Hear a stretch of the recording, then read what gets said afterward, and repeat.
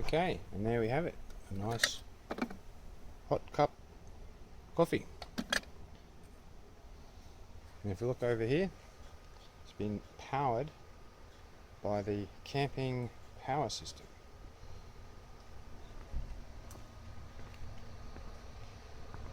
It's going to run lots of appliances, for example, that through there. It's running off that internal inverter there. If we want, we can make toast. Before we do, let's have a look at the battery voltage.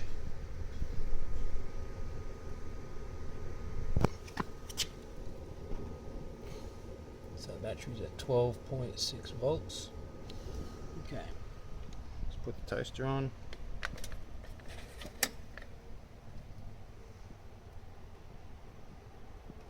It's on. Should see the elements heat up. And the voltage now down to 12.0.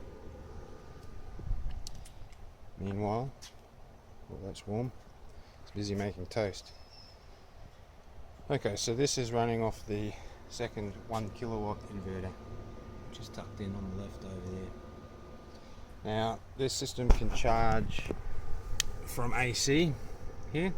Plug that into any AC socket and that will charge the 12 volt battery. It also has two connections on the back here for solar panels. So what I have over here is a solar panel. That's an 80 watt portable panel, and that's charging the system. And it also has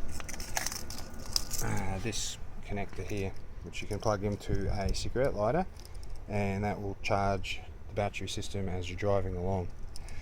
Okay, the toaster's still going, looking quite red in there. The voltage is still it's hard to read, but still at 12.0. I've just dropped down to 11.9. And there's the toaster. That's popped up. The voltage is recovering. It's sitting there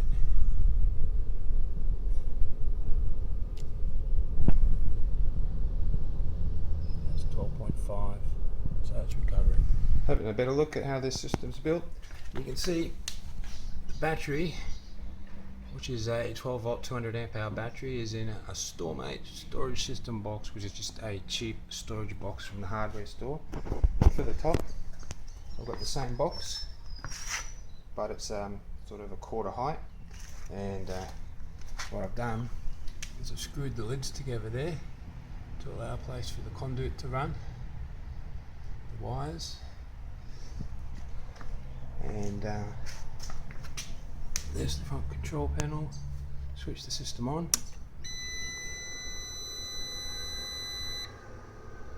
So the system fires up. We get a voltage reading. These are hard to read in the light, so we'll look at that later. And then we have the AC in, and then the AC out for loads, plus the inverter in here also has a power point. So 1 kilowatt inverter on the left, and an IPS 800W 800 watt inverter charge controller on the right. And then in the back we have a DC to DC charger to charge from the power points. So let's open it up and have a look. I've actually got it on wheels. So I'll get that over here, and okay, so the way it opens up is there's these clips here. So you open that clip, you can hear the fans going. There's a lot of heat charging the battery, so that I wanted it to be waterproof, but I have to keep the heat out. And there's a switch here, turn the fans off, back on. Okay, so I'll turn that off, disconnect power. Okay, having a look. We open her up here,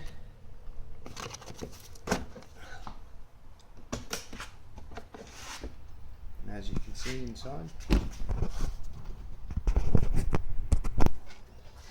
so I have the CTEK D250S Dual, and this provides charging from the alternator, and it can also charge from solar.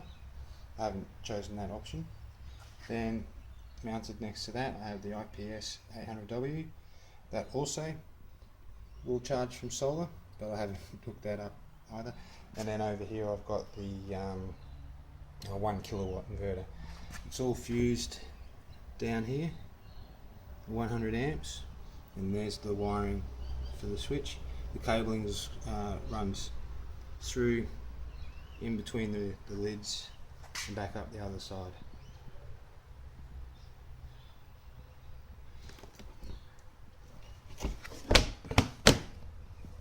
So it's pretty easy to service because you can get into each of the components and also to the battery to fill it up, because this is a wet battery, because that's all I had. Now on the front, turn it back on, you can see we have a voltmeter there, and then cigarette lighter sockets. So there's 5 of those, and they're actually on their own switches up there. So for example, the 2 on the left could be used for a fridge and a freezer, and then 2 on the right for lighting, and you can turn them off individually up here. So there's some draw-in holes there to let the air flow. There's enough holes going through to the battery that the gases are escaping and being evacuated through the fan system. So all in all, this is a pretty good project, because with the 2 solar intakes there, plus the other options will have solar off the CTEK and solar off the IPS.